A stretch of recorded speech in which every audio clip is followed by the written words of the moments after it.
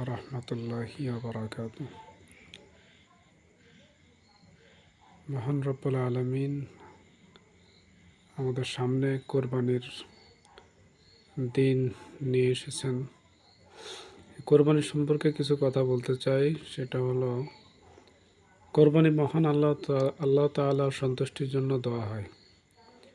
ঐতিহাসিক আত্মত্যাগের ঘটনায় কোরবানির বিধান এসেছে। যার যার সামর্থ্য অনুযায়ী কোরবানি দেবেন। কেউ উট, কেউ গরু, আবার কেউ বা ছাগল, দুম্বা।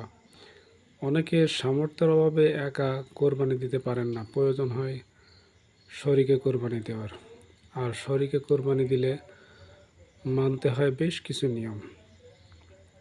ইসলামী শরীয়তে ছাগল, ভেড়া ও দুম্বা দিয়ে শুধু একজনই কোরবানি দিতে পারে। এসব পশু দিয়ে একাধিক ব্যক্তি মিলে কোরবানি করা শুদ্ধ হবে না। আর উট, গরু ও মহিষ সর্বোচ্চ 7 জন শরিক হতে পারবে। 7-এর বেশি শরিক হলে কারো কোরবানি শুদ্ধ হবে না।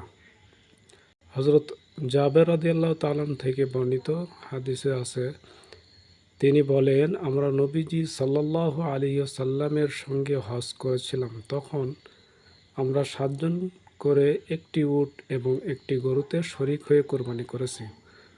মুসলিম শরীফের 1318 নম্বর হাদিস। ইসলামী ফিকহে উট, গরু ও মহিষ 7 ভাগে এবং 7-এর কমে যে কোনো সংখ্যা, যেমন 2, 3, 4, 5 ও 6 ভাগে কোরবানি করা জায়েজ। আর শরীকে কোরবানি করলে কারো অংশ 1/7 কম হতে পারবে না। এবং এমন হলে কোনো শরীকেরই কোরবানি শুদ্ধ হবে না।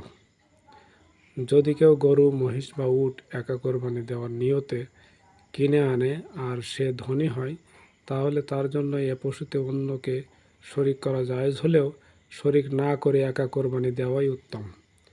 শরিক করলে ওই অংশের টাকা সদকা করে দেওয়া উত্তম।